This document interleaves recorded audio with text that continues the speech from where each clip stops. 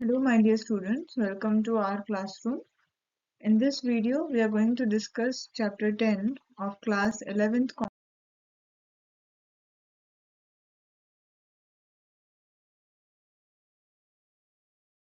Commerce Economics, Gujarat Board. Chapter 10 name is Budget.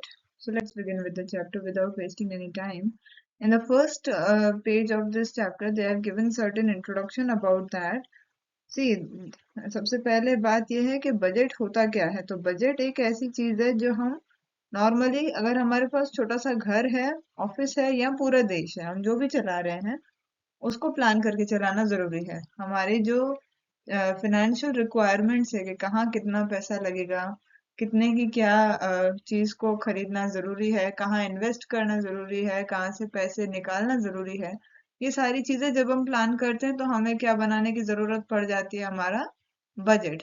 अब budget हर level पे बनता है। बजट आपका स्कूल लेवल पे भी बनता है, घर पे भी बनता है, देश चला रहे हो तो भी बनता है। तो फिलहाल इस चैप्टर में हम बजट के बारे में डिस्कस करेंगे कि बजट आपका होता क्या है और ये किस किस क्यों बनाया जाता है, किस उद्देश्य से बनाया जाता है, क्या इसके टाइप्स होते हैं, प्लस जो भी हमारे कंट्री की सिचुएशंस हैं और उनको भी जानेंगे बजट के मामले में। Plus goods and service tax, एक जो न्यू हमारा टैक्स का सिस्टम अभी आया है, उसको भी इसमें हम इस चैप्टर में पढ़ेंगे। इंट्रोडक्शन की बात अगर हम करें तो इंट्रोडक्शन में देखिए, कोई भी इकोनॉमिक सिस्टम है तो उस इकोनॉमिक सिस्टम को प्रॉपरली रन करने के लिए हमें ये जरूरी है कि हम चीजों को प्लान करें। फॉर एग्जाम्पल है जैसे बेसिक इंडस्ट्रीज हो गई या इंफ्रास्ट्रक्चर हो गया, ये सब चीजें हमारे डेवलपमेंट के लिए जरूरी थी। तो ये सब करने के लिए पहले उसकी प्लानिंग की जरूरत पड़ती है, और ये प्लानिंग पहले कौन करता था? आपकी प्लानिंग कमीशन करती थी। अब उसको रिप्लेस करके आ गया आपका नीति आयोग, उसका फुल फॉर्म भी है national institute for transforming India. ये आपके अभी जो सारे डेवलपमेंट के या बजट के कामों को देखता है तो वो नीति आयोग देखता है। डेमोक्रेसी में कोई भी गवर्नमेंट ऐसे एक्टिविटी नहीं कर सकती या उसको एक्सपेंसेस करने हो तो उसको इनकम तो पक्का चाहिए। इंडिया में हमारे पास कुछ ऐसी बॉडीज हैं जो ये सारे कामों को संभालती हैं। एग्जाम्पल है Lok Sabha, state legislative assembly, municipal bodies, panchayat. ये सारी जो आपकी बॉडीज हैं ये इंडिया के एक तरह से एडमिनिस्ट्रेशन को हैंडल करती हैं। फिर ये जो है एक सिस्टम के हिसाब से चलता है। फॉर एग्जांपल पहले पंचायत ने बजट बनाया, तो ये बजट जो है पंचायत किससे अप्रूव करवाएगी? म्युनिसिपल बॉडी से। म्युनिसिपल बॉडीज ने अगर कोई बजट बनाया तो उसको स्टेट लेजिस्लेटिव असेंबली पे अप्रूव करवाएगी, और स्टेट लेजिस्लेटिव असेंबली लोकसभा में अप्रूव करवाएगी, जैसे होते रहता है हर साल। इस हिसाब से हमारी कॉन्स्टिट्यूशन में एक 3 टियर गवर्नमेंट है, जिसमें सबसे पहला सबसे ऊंचा जो टियर है वो है सेंट्रल गवर्नमेंट आपका, बीच में आता है स्टेट गवर्नमेंट, और लास्टली आ जाता है लोकल गवर्नमेंट। एग्जाम्पल है म्युनिसिपालिटी। ये बड़े काम की चीज है, आपको इसको बहुत अच्छे से लर्न करके रखने की जरूरत है कि तो इस चैप्टर में मेनली हम ये जानने वाले हैं कि तीनों टीयर्स आपस में काम कैसे करते हैं।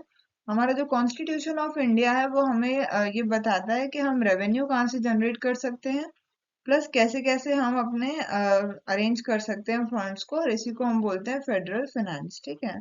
कुछ ऐसे सब्जेक्ट्स हैं जो सेंट्रल गवर्नमेंट की लिस्ट में हैं, जिनको वो सबसे ज्यादा यहाँ एक्चुअली तो वो सबको इम्पोर्टेंस इक्वल देते हैं, बट कौन से ऐसे सब्जेक्ट्स हैं? कुछ एग्जांपल्स हैं डिफेंस, रेलवेज, सेंसस, ये सब उनके सब्जेक्ट्स होते हैं। रीजनल इम्पोर्टेंस के अगर हम सब्जेक्ट्स देखें तो ये वाले जो डिफेंस, रेलवे और सेंसस थे, ये सेंट्रल गवर्नमेंट के सब्जेक्ट्स हैं। स्टेट गवर्नमेंट पे सब्जेक्ट थोड़े अलग हो जाते हैं। वो किस बारे में सोचेंगे? फिजिकल और सोशल एनवायरनमेंट उनके स्टेट का, कैसे उनका स्टेट वो और डेवलप कर सकते हैं, ये सारी चीजें।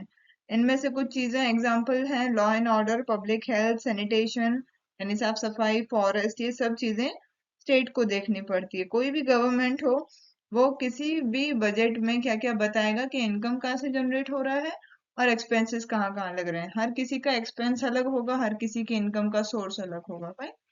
बजट का मीनिंग देखें, एक गवर्नमेंट बजट जो है एनुअल अकाउंटिंग स्टेटमेंट होता है, जिसमें एक्सपेक्टेड रेवेन्यू और एंटिसिपेटेड एक्सपेंडिचर, इसका मतलब अगर हम जाने एक्सपेक्टेड रेवेन्यू मतलब कहाँ से इनकम होने के चांसेस हैं और कितनी इनकम होने के चांसेस हैं।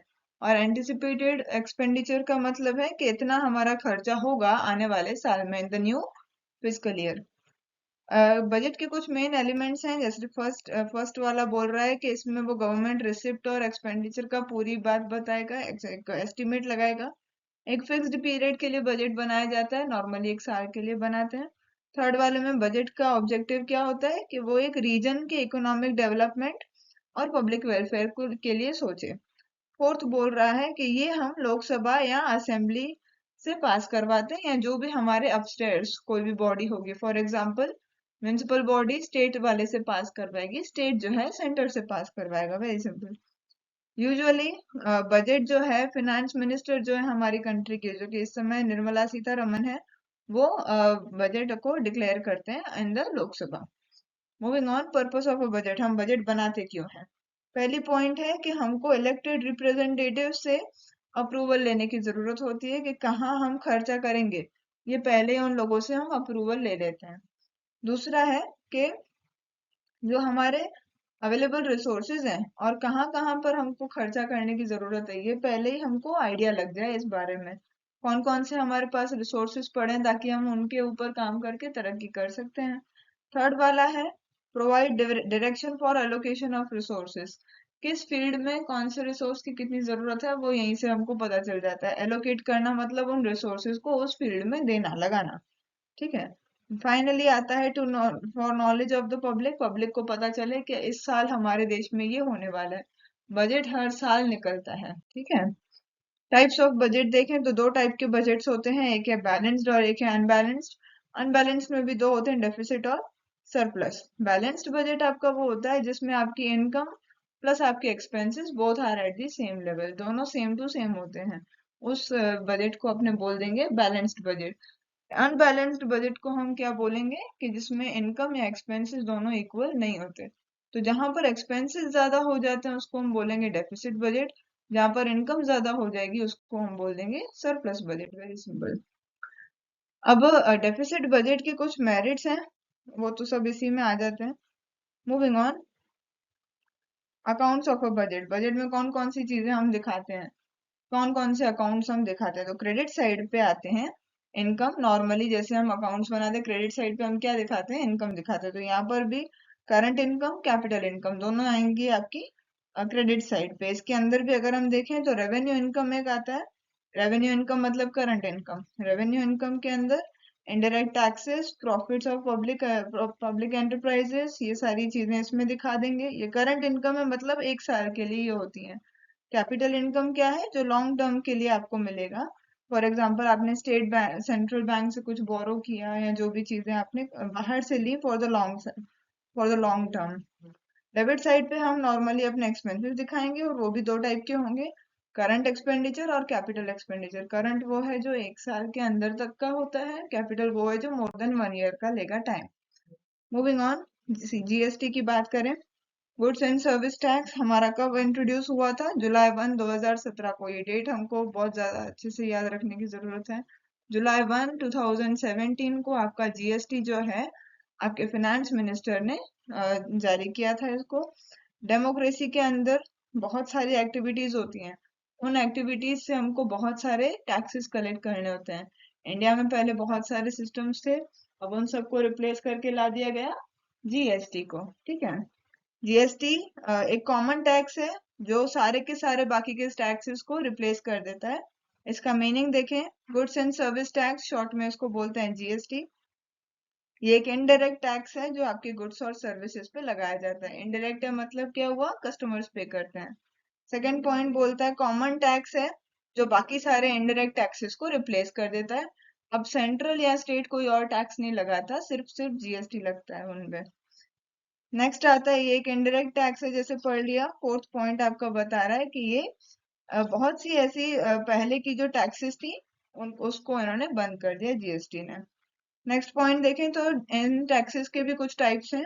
For example central sales tax, फिर आता है central excise duty, additional custom duties और सर्विस टैक्स। इन चारों इनडायरेक्ट टैक्सेस को जीएसटी ने रिप्लेस कर दिया। और जो स्टेट की टैक्सेस थी, for example value added tax, purchase tax, octroi या सेल्स टैक्स, ये सारी टैक्सेस को भी जीएसटी ने रिप्लेस कर दिया। जीएसटी को लाया क्यों गया, अगर इसका रीजन जाने, what was the reason behind introducing GST, तो इसका जो रीजन था सिंपली ये था कि पहले उनके पास बहुत सारी टैक्सेस थी और बहुत से लोग उन टैक्सेस को पे नहीं भी करते थे। अब जो है एक ही टैक्स है तो सबको पे करना पड़ता है उसको। इसके कुछ पॉइंट्स हैं नीचे नेक्स्ट पेज पे दिए हुए हैं। सिंगल टैक्स लगता है सारे के सारे गुड्स और सर्विसेज पे, इससे उनका कामकाज करने का जो मेथड था वो बहुत इजी हो गया। सेकंड, उन्होंने जो टैक्स रेट्स थे वो डिफरेंट अलग अलग टैक्स रेट थे, जैसे ऑक्ट्रॉय अलग हो गया, परचेज टैक्स अलग हो गया, अब सब पे सिमिलर गुड्स पे सिमिलर टैक्स रेट लगता है। थर्ड पॉइंट है कि टैक्स कलेक्शन का कॉस्ट उनके लिए कम हो गया, वो एक ही टैक्स को कलेक्ट करते हैं और उनके लिए एडमिनिस्ट्रेट करना भी बहुत इजी हो गया है। डिजिटल प्रोसेस कर दिया उन लोगों ने टैक्स कलेक्शन का, और वो प्रोसेस भी बहुत इजी हो गया। फोर्थ पॉइंट आपको बता रही है कि टैक्स इवेजन या अवॉइडेंस अब बहुत कम हो गया, अब सबको टैक्स पे करना पड़ता है। If you are buying certain goods and services, आपको टैक्स उस पे करना पड़ेगा। लास्ट वाला है कि इनडायरेक्ट टैक्सेस पहले बहुत सारी थी और उनका बर्डन भी लोगों पे बहुत सारा था, इसीलिए वो बर्डन को कम करने के लिए उन्होंने जीएसटी को ला दिया। जीएसटी के कुछ टाइप्स हैं, जैसे फर्स्ट वाला उन्होंने बताया सीजीएसटी एंड एसजीएसटी, या तो फिर आता है यूटीजीएसटी। सीजीएसटी का मतलब क्या हो जाएगा आपका, central goods and service tax. SGST मतलब state goods and service tax, और लास्ट वाले का मतलब है union territory goods and service tax. ये नॉर्मली उन चीजों पे लगता है, मान लो कोई चीज है जो पूरे नेशन में प्रोड्यूस की जा रही है और पूरे नेशन में बेची जा रही है, तो वो सीजीएसटी होगा।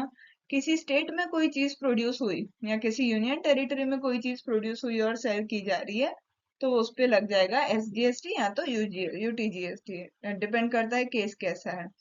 नेक्स्ट वाला जो आपका जीएसटी का टाइप है वो है आपका आईजीएसटी। आईजीएसटी का मतलब होता है इंट्रा स्टेट, यानी एक स्टेट से दूसरे स्टेट के बीच में जब कोई भी चीजें जाती हैं तो उन चीजों पे आईजीएसटी लगता है। ठीक है, मूविंग ऑन, जीएसटी के कुछ रेट्स हैं, ये कौन कौन सी चीजों पे बिल्कुल जीएसटी नहीं लगता, कौन कौन सी चीजों पे थोड़ा बहुत ये लगता है जीएसटी, 5%, 12%, ऐसे अलग अलग उनके जीएसटी के भी स्लैब्स हैं कि इस चीज पे बिल्कुल नहीं लगेगा। फॉर एग्जांपल बेसिक नीड्स के चीजों पे बिल्कुल भी जीएसटी नहीं लगता। एग्जांपल है vegetable, fruit, cereals, education and health services. Fine, अब आगे देखें, goods and services kept outside the realm of GST. GST के बाहर भी ऐसी कुछ चीजें हैं जो जीएसटी में इंक्लूड ही नहीं होती हैं। एग्जांपल है अल्कोहल और पेट्रोलियम प्रोडक्ट्स, ये सारी चीजों पे जीएसटी नहीं लगता। टैक्स क्रेडिट सिस्टम देखें, इसमें सिंपल अगर हम एक बात बोलें तो टैक्स क्रेडिट सिस्टम वो है कि मान लो मैंने कुछ परचेज किया और उसी चीज को मैंने सेल किया, परचेज करने पे भी मुझे जीएसटी पे करना पड़ेगा और सेल करने पे भी मुझे जीएसटी कलेक्ट करना पड़ेगा। तो परचेज करने पे अगर मुझे 35,000 रुपए जीएसटी पे करना पड़ रहा है और सेल करने पे 40,000 जीएसटी मेरे पास आ रहा है, मतलब 5,000 जीएसटी मेरे पास बच गया, इसको अपने बोलेंगे टैक्स क्रेडिट स्कीम। वो अलग अलग जीएसटी पे करने या रिसीव करने नहीं जाएगा।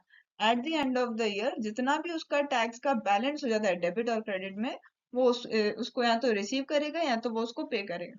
अगर क्रेडिट ट्रांजेक्शन ज्यादा है, सेल्स ज्यादा है, तो उसको रिसीव करना है, अगर परचेज ज्यादा है तो पे करना है। Very simple. अब आगे देखें, idea of budget of different tyres of governments in India. अलग अलग टीयर का अलग अलग बजट बनता है।